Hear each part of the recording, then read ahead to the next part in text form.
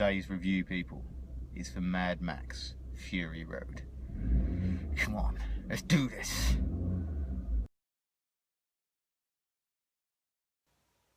So, Mad Max Fury Road. Has it lived up to all the hype? There's been quite a lot of talk around the internet about this movie. Rotten Tomatoes said that it was a fresh tomato.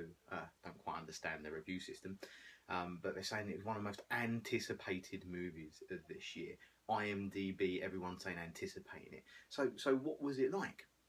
Well, what I'm going to tell you is it was a sucker punch of adrenaline action straight into the balls. It was amazing. It follows on from Mad Max 3, so it is Mad Max 4, but a lot of people said you didn't need to have seen the others to understand that. I disagree a little. I went with my my wife and two of her friends, and they haven't seen any of the others, and for the first few minutes they sat there like, what the fuck is going on? I have to admit, it's a very fast-paced movie from start to finish. There is no let-ups. It's pure action. Minimal talking, minimal script, which I think is great because of the type of movie it is. It's a post-apocalyptic movie set after World War III, and there's been nuclear holocaust, so there's mutants around, there's no water, everything is dead, no plants, nothing like that. So these little villages and citadels have been set up, obviously power-crazed people running them, and Mad Max is wandering the wasteland.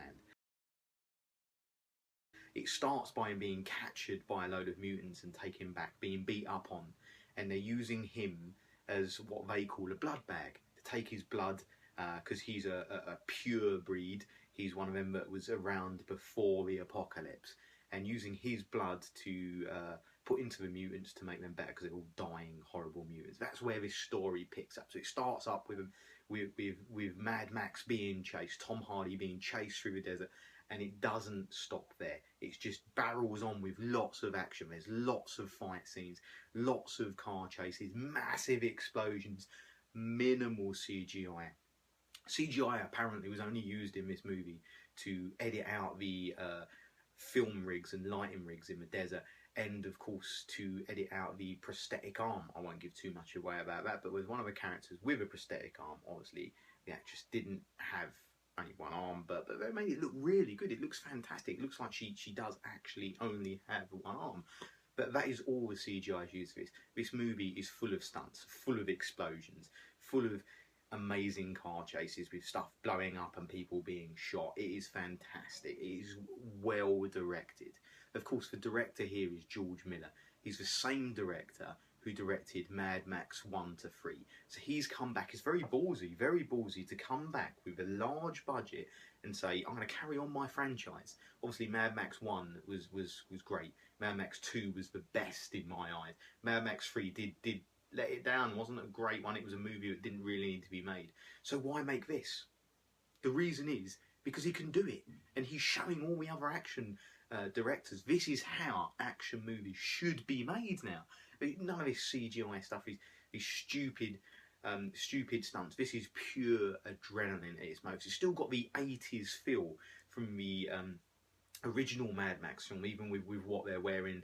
Tom Hardy's costume is very similar to Mel Gibson's costume in the original Mad Max.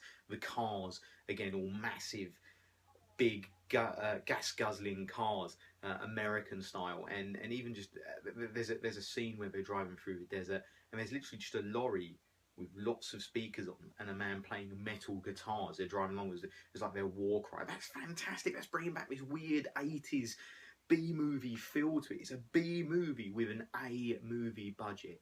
It is fantastic. Also, what I do like, we see an actor, Hugh Keys-Bryan, come back to play the bad guy in this, Immortan Joe, and he originally played the bad guy in the first Mad Max, Tokar. So I like that feel. They're bringing the actors back, although he's playing a different role. They're staying true to the original Mad Max movies, and he's fantastic in it. Which leads me on to next. A lot of people have said, well, how can it be a good movie? How can it be good acting if there's minimal script, minimal storyline?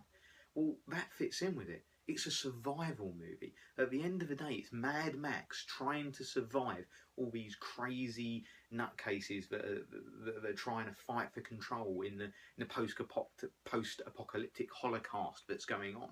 And there doesn't need to be that much talking. It's the emotion Tom Hardy puts across in his acting. He genuinely looks scared. He looks frightened. He's like a rabbit caught in headlights. Everything he do is out of pure survival mode. And that's what I like. He's not one of these heroes that you see in modern day action movies where he doesn't get hurt, his bullets flying, he manages to get through them and take everyone down. Tom Hardy gets beaten up on quite a bit in this movie, ends up with some quite bad injuries, but it's his survival instinct that keeps him going. Even down to the other actors and actresses in this movie, you can tell there's a lot of fear put into it, and it makes you feel like this is it, this is how the world is, and that they are literally fighting for their survival. You see hope, you see passion, you see aggression, you see just pure fight or flight coming in, that you've got to survive to carry on in this world. This world is not the pretty world. I mean, I understand the world's not pretty now, but not the pretty world of your internet and your Twitter. And this is pure survival. Kill or be killed. Absolutely fantastic. There's only one thing that I hope from this movie. I hope that, obviously, with the impending doom in today's horrible life and the way the human race is, that I hope that there's not a World War III in my lifetime. Because if this is how it happens and plays out, I don't think that my 1.2 Clio would be up to driving in the desert and being up to this. I think I'd be wiped out pretty fast. That's another thing. That's what I like. This is a B movie you don't have to think about. Because if you have to think too much about this, you think, well, why is gasoline so important? In the post-apocalyptic world, shouldn't water be so important? Why is gasoline so important? I mean, if gasoline is so important, why are they driving around in massive 6 to 8 litre cars, guzzling gas and pouring gas into the actual engine to make the car go faster, and flamethrowers? Why would you need flamethrowers if gasoline is running out and it's needed? That's what I like. You don't need to think about that. You just sit down, you watch it, you watch the explosions, you wet the pants, you get as hard as you can watching it. This movie is definitely a movie for action fans. Don't want to be sexist here, more of a male movie, understand that. My wife came out of it and was like, yeah, I didn't understand that, don't really like it. But it's just pure adrenaline, pure action. And as I said before, I feel that you have to watch 1 to 3. You don't really have to watch them, but there are some flashback scenes in this with characters from the original Mad Max to the third Mad Max. And obviously, if you haven't seen them, you'll watch these flashback scenes and they won't make any sense. I mean, the storyline doesn't really play on from number 3, but the flashback scenes make a lot more sense if you have seen Mad Max 1 to 3. This movie, I give a solid 9 out of 10. Fantastic. Pre-ordered it on Blu-ray already. Loved it when I went to see it. I'm even going back to see it tonight with my best mate because he hasn't seen it again. And I would probably see it for a 3rd time. Why it's in the cinema, go and watch it. Go and see it in 3D. The visual effects, the explosions, the stuff coming out of the screen. It's made for 3D. Don't wait until it comes out on Blu-ray and watch it in your TV. You need to see this on the big screen. Support the actors. Support the directors. Go see it. And of course, one for the ladies, Tom Hardy looks amazing in this movie. Tom Hardy is great. He's powerful. Unfortunately, ladies, you don't get to see him with his shirt off. Sorry for the spoiler. Thank you very much for watching. Hope you enjoy this movie as much as I did. And please comment, share, like, and request any movie for me to review in the future. Thank you very much, people.